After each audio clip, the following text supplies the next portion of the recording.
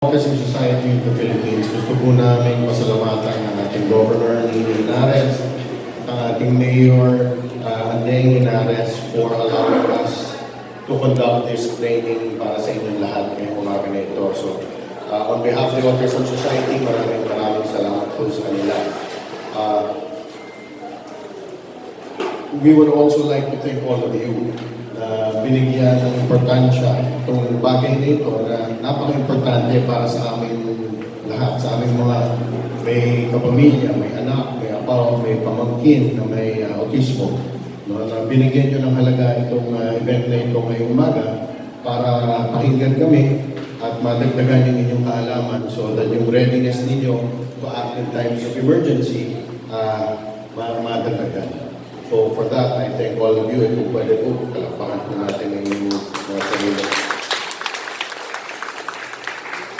Gusto ko rin pong pasalamatan yung ating mga volunteer groups dito, si 51 po of Mami Claire Cabis.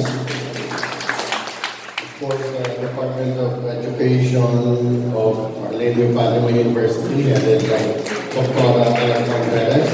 Kalakpakan po natin sila for supporting this program. Alam nyo, this is very close to our heart, this program na ito. No? Sa mga iba namin kasamahan sa Autism Society, maliliit pa lang yung kanilang mga anak. So yung mga iba sa amin, medyo malalaki na yung mga anak. And we feel that it's important for you as our public servants na alam ninyo how to deal with them. Sa Amerika po, marami pong mga naging instances na dahil hindi responsive yung isang tao na may autism, siya po ay na-tase, na manhandle ng masyadong bigat. Yung mga iba po ay naparil pa.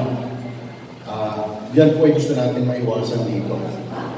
Sa mga situation naman po sa pagka may sunog or ano, if you don't know how to handle them, maiwanan naman sila mapabayaan. Then, that's the last thing that we want.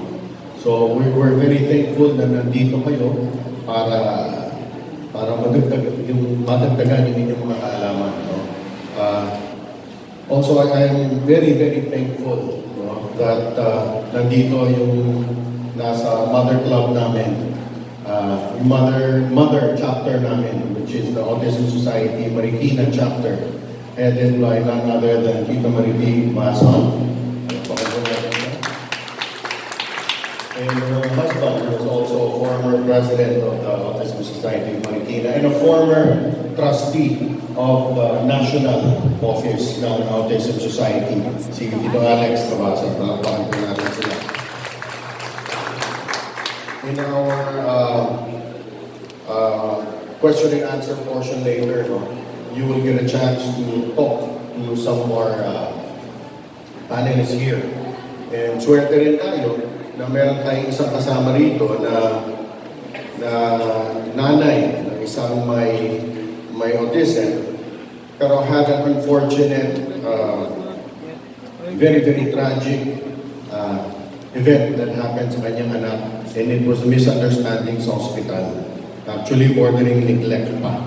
And so she will be here to answer your questions. So kung meron tayong mga taga-hospital na nandito, it would be great na makausap na makapagtanong kayo kay Teacher May De Leon. Nandito siya. Also, we're very lucky na we have a person with autism here to join us today. Also used to work with the city government of Antipolo. He is none other than Mr. Benji Pugarin.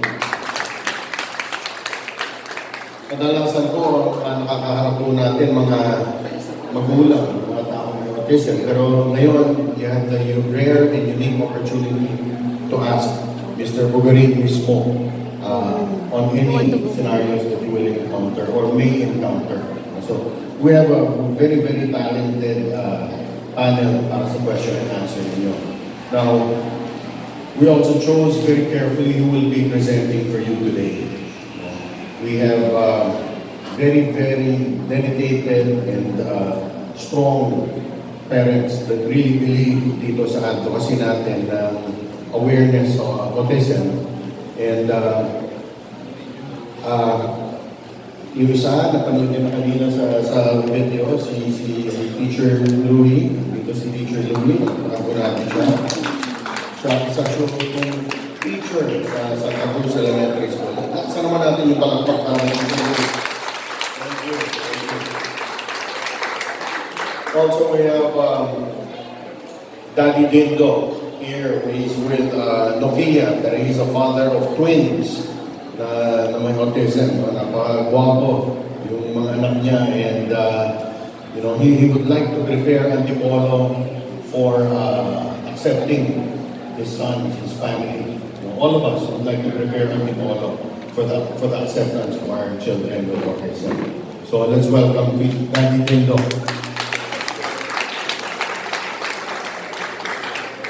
Lastly po, gusto ko rin pasalamatan. Sorry, ang mahaba yung welcome ko. Gusto ko yung pasalamatan ang aking kaibigan. Isa sa one of the few and the proud na gwapo sa City Council. No? Dati kong contemporary, nung konsyal din po tayo. Isa po siyang magaling na abogado, and I know yung puso niya ay nasa mga ganitong klaseng advocacy. So I would like to thank Attorney Joel Huertas for his presence here today. Maraming salamat. So for that, I would like to turn over the microphone to our MCs para makapag-umpisa na tayo. Maraming salamat po.